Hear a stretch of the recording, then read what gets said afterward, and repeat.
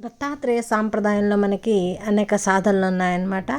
అనేక సాధనలో నర్మదా పరిక్రమ ఒకటి. సంపూర్ణ పరిక్రమ చేయలేనటువంటి వారికి దత్తాత్రేయ సాంప్రదాయంలో ఉత్తనవారి పరిక్రమ కూడా అంతే ముఖ్యమైనదన్నమాట. ఎంతో అద్భుతమైనటువంటి నర్మదా పరిక్రమ రేపు అమావాస్యతో ముగిసిపోతుందన్నమాట. చైత్రమాసంలో చేసేటువంటి ఈ దత్తాత్రేయ పరిక్రమ చాలామందికి నేను ఎలా వెళ్ళాలి, ఎక్కడికి వెళ్ళాలి అవన్నీ గైడెన్స్ ఇచ్చుకొని వారందరికీ సేవ చేసుకునే అదృష్టం లభించింది. అలా వెళ్ళిన వాళ్ళందరూ ఎంతో ఆప్యాయంగా ఫోటోలు వీడియోలు పంపించడం జరిగింది అనమాట. వాటిలోని కొన్ని ముఖ్యమైనటువంటి ఫోటోలు తీసుకొని నేను ఇక్కడ పెట్టడం జరుగుతుంది. అందరూ వచ్చే సంవత్సరం తప్పకుండా నర్మదా ఉత్తరవాహిని పరిక్రమ చేస్తారని. అలాగే అదృష్టం ఏంటంటే ఈసారి మే 1వ తారీఖు నుంచి 12వ తారీఖు వరకు నర్మదా పుష్కరాలు కూడా కలిసి వచ్చాయని అందరూ 1వ తారీఖు తర్వాతే మన తెలుగు వాళ్ళందరూ వెళ్ళడం జరిగింది. వారందరూ ఎంతో అదృష్టవంతుల కింద భావిస్తూ నారేశ్వర్, గరుడేశ్వర్, అనసూయ మాత యొక్క ధామ్ కూడా దర్శించుకున్నారు. పరిక్రమతో పాటు ఎంతోమందికి ఈ విధంగా నేను సేవ చేసుకోవడం జరిగిందనమాట. వాళ్ళందరికీ ఒకసారి శుభాకాంక్షలు తెలియజేసుకుంటూ నేను కూడా వారితో పాటు ప్రయాణించానన్న ఆనందం కలిగింది నాకు కూడా.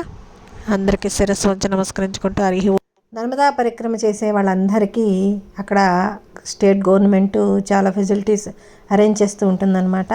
ఈ పరిక్రమ త్వరలో అయిపోతున్నందువలన తర్వాత అలాగే పుష్కరాల పరిక్రమ కూడా మే 12వ తారీఖున అయిపోతుంది కావున ఎండలు కూడా చాలా ఎక్కువగా ఉన్నాయని తెలియజేస్తూ ఎందరో మహాత్ములు మహనీయులు చేసినటువంటి ఈ పరిక్రమని అందరూ కూడా ఉపయోగించుకుంటారని అతి త్వరలో అయిపోతున్నటువంటి ఈ పరిక్రమ మీద కొన్ని ఫోటోలు వీడియోలు జత చేయడం జరిగిందనమాట. దిగంబర శ్రీపాద వల్లభ దిగంబర ఇచ్చినటువంటి వాసుదేవానంద సరస్వతి స్వామి గారు అవధూత చింతన శ్రీ గురుదేవత ఇచ్చినటువంటి నారేశ్వర రంగావధూత గారు వీరిద్దరిని ఉత్తరవాహిని పరిక్రమలో అందరూ దర్శించుకోవచ్చు అనమాట.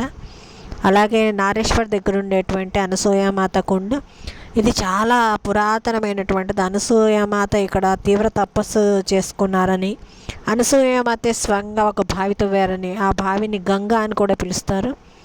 ఇంకా ఈ పరిక్రమలో ఇలా ఎన్నో అద్భుతమైనవి కాకుండా తిలకవాడలో వాసుదేవానంద సరస్వతి స్వామి గారు వాడినటువంటి వస్తువులు, అలాగే గరుడేశ్వరికి అవతల ఒడ్డున మహాదేవ మందిరంలో శ్రీ అశ్వత్థామ గారు వాసుదేవానంద సరస్వతి స్వామి గారికి కనపడటము అనమాట.